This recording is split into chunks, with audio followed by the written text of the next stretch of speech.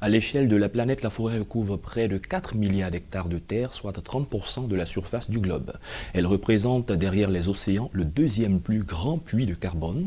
Les opérations de reboisement et de protection des forêts en Afrique, quel impact sur le changement climatique? On en parle dans cette émission et justement pour en discuter, nous sommes en compagnie de Dr Jean-Luc Kouassi. Il est expert en agroforesterie et président de l'ONG Agir, African Global Impact Riser. Bienvenue, docteur. Merci. Avec vous également dans ce studio, le lieutenant-colonel Yao Marcel. Il est expert en changement climatique, mais président du réseau africain des experts pour une transition écologique adaptée à l'Afrique, REFAC. Bienvenue, lieutenant-colonel. Merci. On commence avec vous, le REFAC. Qu'est-ce que c'est et quelles sont entre autres les missions de cette ONG? Merci. Cette ONG a 3 ans. Elle regroupe donc des experts ouest-africains qui sont spécialisés en matière d'écologie et de changement climatique. Et notre rôle, c'est donc d'apporter l'information, de diluer l'information scientifique pour la rendre à nos communautés et surtout à nos collectivités qui sont en première ligne de la lutte contre les changements climatiques. Il y a également l'ONG Riser qui mène des actions. Parlez-nous un peu de cette ONG, de ces actions. Ok, merci bien. L'ONG AGI, c'est l'ONG African Global Impact Riser. Donc, c'est une ONG qui regroupe les compétences au niveau sous-régional aussi, qui actuellement est basée au niveau de la Côte d'Ivoire, mais en termes de perspective, nous comptons aller au-delà de la Côte d'Ivoire et insérer, créer des délégations sous-régionales. Et cette ONG-là vise à apporter l'information scientifique, en tout cas aussi en réduisant la lourdeur de cette information pour nos populations. Aussi mener des actions concrètes contre le changement climatique, donc mener des actions de reboisement, sensibiliser les populations sur les différents dangers qui les guettent et les différents problèmes de durabilité. D'accord, et avec vous, messieurs, nous parlerons au cours de cette émission de la reforestation, nous parlerons du bilan de l'impact sur le changement climatique. Dressons un état des lieux. Quand on parle couvert végétal en Afrique, à quel niveau est-ce que nous sommes situés, lieutenant-colonel? Alors, le bilan n'est pas reluisant. Le bilan n'est pas reluisant. On prendra peut-être le cas de la Côte d'Ivoire, qui a perdu 90% de son couvert forestier depuis donc, les années de l'indépendance.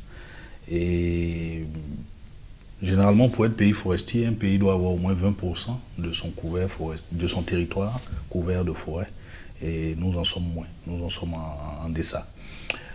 Le dernier inventaire, je crois, est en cours avec l'appui de l'Agence française de développement. Nous dira effectivement combien il nous reste comme forêt, mais je dirais que c'est moins de 3 millions d'hectares. Vous voyez qu'on est en dessous, on est environ à 10%. Et c'est vraiment alarmant pour l'écologie et pour les changements climatiques. Ça, c'est le cas de la Côte d'Ivoire. Est-ce que dans la sous-région, dans l'Afrique, il y a des pays modèles qui ont vraiment un couvert forestier très très large? Oui, en Afrique de l'Ouest, il faut dire que les pays de l'Afrique centrale, donc le Cameroun, le Congo, le Gabon, donc il y a le bassin du Congo, l'ensemble de ces pays-là, en tout cas, regorgent beaucoup de surfaces forestières. Donc, au niveau de cette région, certes, la déforestation se fait de plus en plus alarmant, mais il faut dire que le taux de déforestation dans cette région est un peu moindre, autour de 0,2%. Alors, au niveau de la déforestation, au niveau de l'Afrique, c'est autour de 4 millions d'hectares de végétation détruite par an. C'est beaucoup. Il y a certains pays qui, en tout cas, contribuent de façon massive sinon, à la déforestation. La Côte d'Ivoire a perdu plus de 50% de la superficie forestière en moins de 50 ans. Le Ghana également a aussi détruit pratiquement toute sa superficie forestière.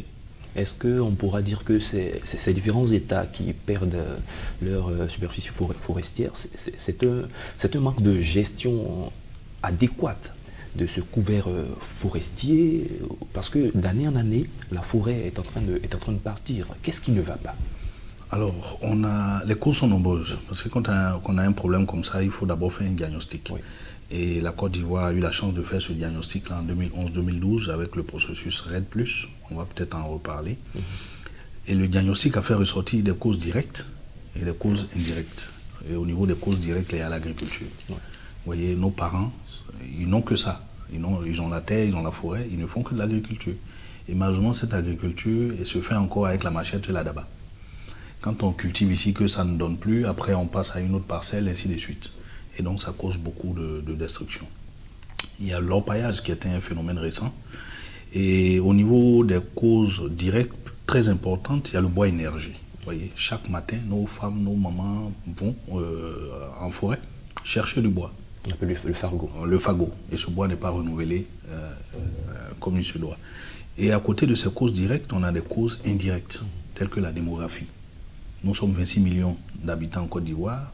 Il y a peut-être 20-30 ans, nous étions 10 millions. Aujourd'hui, nous sommes 26 millions. Donc il y a une pression qui s'exerce sur les forêts. Et c'est le même cas dans les autres pays également. Mais en Afrique centrale, cette pression est moindre. Ils ont un taux de déforestation de 0, et quelques %. Ici, en Côte d'Ivoire, on est à 2,5 %. Donc vous voyez que la pression ici est plus énorme. Donc il y a la démographie, il y a l'immigration et il y a les différentes politiques qui ne sont pas bien harmonisées. Si la forêt est mal gérée, si les paysans détruisent la forêt, parlez-nous un peu de l'importance de la forêt pour l'être humain ou pour les êtres vivants de façon générale. Ok, il faut dire que les forêts constituent vraiment une source pour les populations, source alimentaire, source de combustible et même source de médicaments pour la survie des populations. Donc en termes de biens, les forêts contribuent à capter tout ce qui est CO2 que nous émettons en quantité massive. Les forêts constituent aussi des réservoirs de biodiversité. Donc 80% de la biodiversité terrestre, que ce soit animale ou végétale, se trouve au sein des forêts. Donc, ces forêts-là contribuent aussi à fixer le sol, donc permettre à l'eau de pouvoir s'infiltrer dans le sol. Donc il y a bien de biens et de services que les forêts donnent à l'humanité. On se rend compte que les populations coupent la forêt pour faire des plantations. Est-ce que c'est un bon remplacement? Est-ce que c'est un palliatif qui peut permettre à la forêt de garder son essence naturelle? Oui, c'est vrai que certaines cultures agricoles ressemblent à de la forêt, telles que l'EVA, le cacao, l'anacarde et autres. Mais à la différence, c'est la perte de la biodiversité, comme il a dit. Quand vous détruisez la forêt pour mettre une autre culture, vous changez la vocation de la forêt. Donc vous détruisez l'habitat des chenilles, des pangolins, des agoutis, des singes, etc. Donc on perd cette biodiversité. Donc il y a un risque.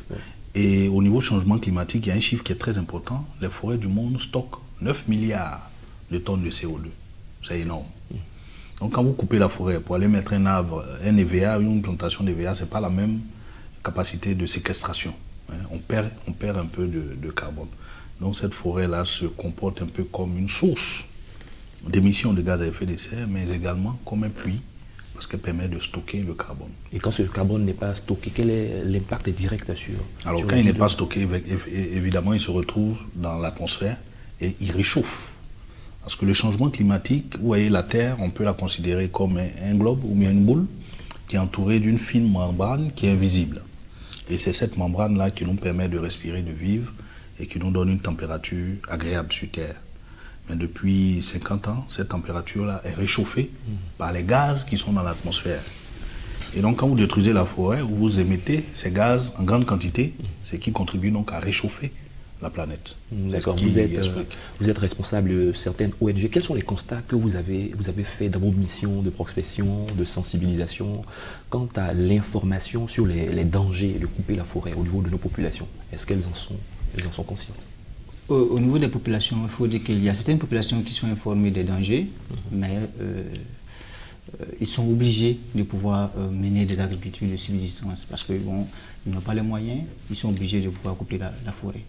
Donc nous, dans nos missions, nous donnons l'information, nous essayons de la capacité de leur donner, faire des projets ensemble pour qu'ils puissent réorienter leur manière de faire, donc mener une agriculture qui soit intelligente face au changement climatique, donc et de l'utilisation de l'eau, pouvoir permettre à réduire les différentes destructions des forêts, soit l'effet de brousse, ainsi de suite. Donc nous donnons l'information et nous essayons de les sensibiliser quant aux différents dangers que courent les populations face au changement climatique. D'accord, vous avez parlé d'agriculture intelligente, il y a l'urbanisation aussi, il y a le développement, il y a l'émergence, et tout ça, ça agit également sur la forêt. Mais on ne va pas arrêter le développement certainement qu'on va continuer, mais comment faire un juste milieu?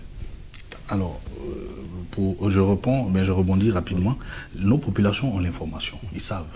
Il y a depuis des millénaires d'années, nos parents font du développement durable. Mais notre premier président a dit qu'un homme qui a faim n'est pas un homme libre. Quelqu'un qui a faim, vous ne pouvez pas lui dire de faire du développement durable. Ce n'est pas possible. Moi, j'ai faim, il y a du bois qui est là. Je sais que quand je le coupe, je vends, j'ai un peu d'argent, je vais le faire. Donc, il faut que nos politiques puissent proposer des alternatives et trouver des emplois à notre jeunesse pour les détourner de la pression forestière. Donc, c'est cela. On est obligé de se développer, mais comme je l'ai dit, comme notre réseau également le dit, on n'est pas obligé de faire l'écologie comme le font les Occidentaux. On peut se développer, mais tout en conservant nos ressources naturelles. On peut allier les deux, c'est faisable. Avec la nouvelle technologie et autres, on peut faire de l'agriculture sans déforester, ce qu'on appelle l'agriculture zéro déforestation. Concilier donc les arbres forestiers, avec des cultures agricoles. C'est faisable. Donc c'est à nous autres qui avons eu la chance d'avoir l'expertise, de pouvoir diluer l'information et donner tous ces outils techniques et surtout montrer l'intérêt économique à nos communautés. Parce que si elles ne voient pas l'intérêt économique, quand vous venez, elles acceptent la technologie, dès que vous donnez d'eau, elles la rejettent. Et justement, quel est cet intérêt économique qui pourrait leur permettre d'aller dans ce sens? L'intérêt économique du bois. Voilà. Le nouveau code forestier ivoirien, Dieu merci, donne la propriété de l'arbre à celui qui le plante. Et donc, il faut dire maintenant aux paysans que cet arbre que tu vas planter est pour toi et que dans 2, 3, 4, 5 ans, tu peux le revendre. Voilà, ça c'est un intérêt économique. Et il faut donner aussi, sur les lignes budgétaires de l'État ou sur des fonds verts, des incitations. Voilà. Comme dans des pays comme le Cameroun, etc. Quand il y a une incitation, le paysan, il s'engage. Dans la gestion de ces forêts, est-ce que nos pays africains ont une législation adaptée à la préservation de ces forêts ou, comme on le dit, des lois qui sont juridiquement contraignantes pour aider justement à préserver les forêts? Il faut dire que le constat est un peu mitigé. Il y a des pays où la législation est carrément bien solide pour pouvoir endiguer le phénomène de déforestation, mais il y a des pays aussi où les lois sont dépassées. En Côte d'Ivoire, nous avons utilisé une loi de 65 jusqu'en 2014 et c'est seulement en 2014 que cette loi a été révisée. Et Dieu merci, cette loi aussi, en fonction des nouvelles réalités, a été révisée en 2019. Donc nous pensons que les pays se donnent les moyens, en fonction des différents impacts du climat et ses effets pervers, ils essaient d'adapter leur politique en fonction. Donc nous pensons qu'avec la nouvelle génération de politiques, et même des extraits environnementaux et autres, il y a une nouvelle dynamique. Donc, nous pensons que nous avons un bon espoir par rapport il y a également les forêts classées. Les forêts classées, est-ce que c'est efficace? Parce que malgré la classification, il y a des activités qui se mènent clandestinement dans certaines forêts. Effectivement, la Côte d'Ivoire a eu la chance d'avoir des forêts classées qui sont reparties sur toute l'étendue du territoire. Mais l'interdiction même en elle-même n'est pas une mesure de gestion durable. Quand il y a des populations riveraines à des forêts, vous ne pouvez pas leur interdire de rentrer couper un peu de bois. Alors que des populations viennent d'ailleurs entrer et faire de l'agriculture. Donc il faut gérer ces blocs forestiers avec les communautés pour une gestion participative. Elles n'ont pas intérêt. Et puis elles ont toujours surveillé ces forêts depuis des centaines d'années. Donc il faut les impliquer. On a fait l'erreur de ne pas trop les impliquer il y a de cela des années. Mais il faut revenir à la gestion participative. Et les nouveaux cadres, les nouveaux codes forestiers sont en train de créer des agroforêts dans les forêts classées, ce qui va impliquer, quand vous avez un bien, il faut donner à celui qui le vole pour qu'il le surveille, le bien sera en sécurité. D'accord, nous allons justement parler du reboisement et de toutes les initiatives qui sont prises pour préserver la forêt. Tout à l'heure, vous parliez du bois énergie, donc, qui est une source de financement. On se rend compte qu'il y a des arbres et des certaines variétés qui sont de l'ordre de 100 ans. Pour un besoin de construction, d'urbanisation ou un besoin quelconque, on est obligé parfois de défricher, de couper ces arbres. Mais est-ce que par la suite, je veux dire, les mesures sont prises pour remplacer cet arbre centenaire, par exemple? Oui, ça c'est vraiment le travail du forestier. C'est le travail du forestier. On a des arbres centenaires, mais heureusement aussi la nature nous a doté d'arbres à croissance rapide qui peuvent être utilisés, tels que l'acacia, qui peut être utilisé pour des besoins de bois énergie. Donc l'idée, c'est que les gouvernements puissent faire une liste de ces essences qui sont protégées et une liste d'essences à vulgariser qu'on va utiliser dans les reboisements massifs. L'idée, au niveau du réseau, nous sommes en train de réfléchir à mettre en place 20 000 forêts villageoises. Voilà. On a beaucoup de villages, il faut que chaque village puisse au moins avoir 5 ou 10 hectares de forêt qu'il va utiliser pour le bois énergie. Comme ça, ces forêts sacrées où il y a des arbres centenaires, ils ne vont pas les toucher. Parce que ces arbres centenaires-là ont souvent ils servent à guérir certaines maladies, etc., etc. Une fois on les perd, c'est fini. Nous sommes en 2019, essayons de voir un peu toutes les initiatives qui ont été prises, certainement en Côte d'Ivoire et peut-être dans la sous-région, avec le REFAC quant au reboisement, quant aux actions pour préserver la forêt. Oui, il faut dire qu'en termes d'action, nos politiques ont pris la pleine mesure, comme je le disais, nos politiques ont pris la pleine mesure et il y a de plus en plus des actions pour pouvoir contrer, on peut dire, la déforestation, pour pouvoir réduire l'effet de l'homme sur la forêt, et même remplacer et reconstituer les différentes forêts qui ont été coupées jadis. Alors, en Côte d'Ivoire, il y a eu tout récemment une opération vraiment à grande échelle où toutes les ONG et la société civile, les populations, les partenaires techniques, tout le monde s'est, en tout cas, ils ont fédéré les moyens pour pouvoir mener une action à l'échelle nationale. L'Éthiopie a fait une opération pareille. Ils ont planté plus de 350 millions dans le mois d'août. Et donc, ce sont des initiatives qui permettent de reconstituer nos forêts. Et pour cette opération de planting d'arbres, est-ce que c'est ponctuel? Est-ce que ça va se perpétrer d'année en année? Quel est l'impact de ce genre d'opération? Oui, l'impact il est fort. Hein. Ça montre déjà la volonté du gouvernement à aller au reboisement. Et pour ce planting, on a vu que toutes les populations étaient vraiment mobilisées. Maintenant, à nous, au niveau du gouvernement, de sécuriser ces reboisements. Hein, parce qu'il faut planter, mais il faut savoir où planter, qu'est-ce qu'on doit planter, pour qui on doit planter, etc. Il faut faire toutes ces études-là qui vont accompagner ces reboisements pour ne pas qu'on les perde dans 6 mois ou dans 8 mois. D'accord, je voudrais qu'on parle un peu de qu'est-ce qu'il faut planter, les différentes variétés d'arbres. Qu'est-ce qui est conseillé, quelles sont les caractéristiques? Bon, je pense que il faut regarder d'abord le besoin des populations, les besoins des populations. Et puis, il y a certaines essences, comme je l'ai dit, qui ont une croissance rapide. Parce qu'on ne peut pas demander aux populations d'attendre 20-30 ans.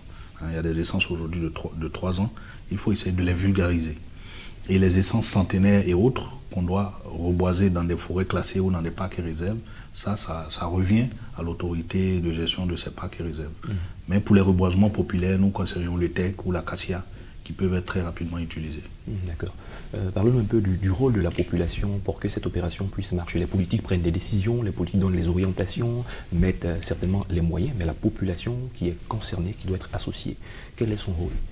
Alors, de plus en plus, les populations, sinon les politiques, mènent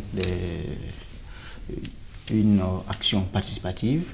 Donc, les décisions qu'ils prennent incluent les populations. Donc, celui qui va mener une action autour d'une forêt classée, comme il l'a dit tout à l'heure, sans inclure la population qui est à côté, bon d'accord, ok, nous allons laisser les populations passer pour y entrer.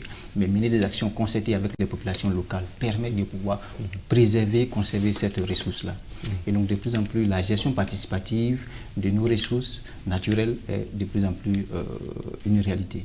Donc les populations, les gouvernants, les politiques associent les populations à cette activité et en tout cas il y a l'assentiment de la population. D'accord, quand on parle de reforestation ou de planting d'arbres, quelles sont les zones qui sont concernées? Parce qu'en zone urbaine, de plus en plus, avec l'urbanisation, il n'y a pratiquement plus d'espace. Et je voudrais également demander au niveau de la construction des maisons, des futures maisons, comment adapter cet aspect pour que, je vais dire, l'humanité puisse se sentir toujours mieux. Si, ça c'est une très belle question. On parle beaucoup de foresterie, mais la foresterie urbaine est une spécialité très très importante et très pointueuse. Parce que vous voyez, en ville par exemple, c'est pas n'importe quelle essence qu'on peut planter. Voilà. Donc il est important que cette foresterie urbaine-là soit remise à jour pour aider nos collectivités. Parce qu'il y a beaucoup de maires, de conseils régionaux qui veulent faire du reboisement, faire des villes vertes, mais ils n'ont pas forcément l'expertise. Donc il est important qu'on puisse remettre ça au goût du jour pour ressembler à nos villes occidentales. Hein. Nous sommes dans des pays tropicaux, mais toutes nos villes sont désertes. Vous voyez comment il fait chaud à Abidjan? Quand vous prenez le Latry ou le Cocody à Bingerville, il n'y a pas d'arbres. Parce que nous faisons les lotissements, nous construisons les routes et c'est après que nous venons mettre des arbres, pendant qu'on a déjà tout détruit. Donc il est important que les différents ministères puissent ressortir donc, cette foresterie urbaine-là pour qu'on puisse reverdir nos villes. Foresterie urbaine, vous en tant que responsable d'ONG, quelles sont les propositions que vous avez dans ce sens pour que, effectivement, le niveau de chaleur puisse baisser parce que les populations ne vivent pratiquement plus? Oui, au niveau de l'ONGAG, il faut dire que nous comptons créer des villages modèles. En fait, ces villages, ça va être des villages où tout est planifié. Donc, en termes d'artères, il va falloir reboiser, créer des zones, des espaces pour dédiés à la foresterie, donc des forêts villageoises. Et donc, ces forêts villageoises vont permettre à conserver la biodiversité. Les arbres vont être utilisés au village. Avant, on utilisait les arbres pour, on dit abapalap. Oui. Donc, tout ce qui est décision, voilà, décisions et autres sont prises sous ces arbres. Mais actuellement, lorsqu'on va au village, c'est une bâche qu'on met. Et il fait très chaud sous ces bâches. Voilà. Et donc, nous vulgarisons la création de villages modèles. Donc, des villages où nous avons des espaces dédiés pour le repos. Donc, les animaux pourront s'abriter sous ces arbres, les hommes aussi pourront utiliser ces arbres pour ombrage. Quand vous regardez un peu l'Afrique dans toute sa diversité, les actions menées de part et d'autre par rapport au reboisement et toujours le défrichage de nos forêts, pensez-vous que d'ici à 25 ans, 50 ans, on pourra encore avoir des forêts dans certains pays? Vous avez de l'espoir? Oui, il y a de l'espoir, il y a beaucoup d'inquiétudes. Beaucoup d'inquiétudes parce que nous sommes une génération intermédiaire. On a eu la chance de voir la forêt et on est en train de la voir disparaître. Donc nous sommes vraiment à un virage où nous avons obligation de bien négocier ce virage. Parce que si nous le manquons, ce sera catastrophique pour nos générations futures. Et comment faudrait-il bien négocier ce virage? Proposition? Oui, d'abord l'éducation environnementale. Très importante. L'Italie a rendu obligatoire l'éducation environnementale dans ses bouquins. Il faut qu'en Afrique, on puisse revenir à cela. Nos enfants le faisaient. Nous tous, nous avons eu la chance de naître au village, mais nos enfants de maintenant, c'est sur des tablettes. Donc il faut ramener ces enfants-là aux valeurs traditionnelles et aux valeurs de protection de la forêt. Au niveau de nos politiques, il faut améliorer l'agriculture. On fait de l'agriculture, mais on a les plus bas rendements. Quand c'est comme ça, on est obligé de détruire la forêt. Il faut également essayer d'harmoniser nos politiques sectorielles. On a l'agriculture, on a les mines, on a les pêches, on a l'infrastructure, les routes. Il faut avoir une planification nationale qui puisse regarder tout ça pour dire ici on fait l'agriculture, ici on fait les routes, etc. Il faut faire des plans d'affectation ou des schémas directeurs d'aménagement des terres. Voilà. D'accord. En tant qu'expert en agroforesterie, qu'est-ce qu'il faut pour sauver nos forêts? Voilà. Donc, il a évoqué cela. En termes d'agriculture, nous pratiquons l'agriculture de façon extensive. Donc nous coupons, si nous avons des jachères, nous, en tout cas, nous défrichons en quantité industrielle. Alors pour pouvoir sauver nos forêts, il faut pouvoir intensifier, donc permettre aux populations d'être sédentarisées sur des petits espaces et utiliser les intrants pour pouvoir augmenter les rendements, tout en minant des actions de reboisement, de reforestation. Donc ces actions de reforestation vont permettre de pouvoir améliorer le taux de couverture de nos forêts et va permettre aux populations de toujours garder leur rendement et avoir la production pour la sécurité alimentaire. Mais si nous dissocions ces deux, alors on va tout droit vers le mur. D'accord, nous sommes en train d'aller vers la fin de cette émission, ça sera certainement la dernière question. Vous prévoyez, le RIFAC prévoit une grande activité en mars 2020, c'est également dans le sens de la préservation. Et effectivement, parce que tous les pays africains veulent aller à la transition écologique. Tout le monde veut changer ses modes de consommation et autres, mais il ne faut pas le faire en copiant tout ce qui a été fait par ailleurs. Donc il faut bien réfléchir. Donc ces journées-là sont l'occasion donc de faire venir tous les experts ouest-africains pour qu'ensemble nous partageons les expériences qui ont réussi par-ci par-là, qu'on peut adapter à nos différents pays. Donc c'est des journées de partage. Nous aurons l'occasion plus tard certainement d'en parler. Quelles sont les prochaines actions de votre ONG, l'ONG Agir? Pour l'ONG Agir, c'est toujours des actions de sensibilisation, des actions de reboisement à grande échelle. Donc nous, pour l'année à venir, comptons reboiser sur toute l'étendue du territoire au moins 150 hectares de reboisement à faire et mener aussi des actions pour pouvoir contrer tout ce qui est déforestation. Et au niveau des feux, nous rentrons carrément dans la période sèche et donc ça va être l'une des périodes phares pour l'ONG Agir, sensibiliser les communautés sur les impacts des feux de brousse et quelles sont les bonnes pratiques à adopter pour pouvoir protéger les forêts, protéger les ressources agricoles que nous avons. Merci messieurs. Je rappelle qu'avec vous, nous avons parlé de reforestation, bilan et impact sur le changement climatique. Nous étions en compagnie du docteur Jean-Luc Kouassi, expert en agroforesterie, président de l'ONG Agir, African Global Impact Riser. Et également avec le lieutenant-colonel Yao Marcel, qui est président du réseau africain des experts pour une transition écologique adaptée à l'Afrique, le REFAC. Merci d'avoir accepté notre invitation. Merci. C'est la fin de cette émission. Merci à tous de l'avoir suivi et bonne suite de nos programmes sur Medi 1 TV Afrique.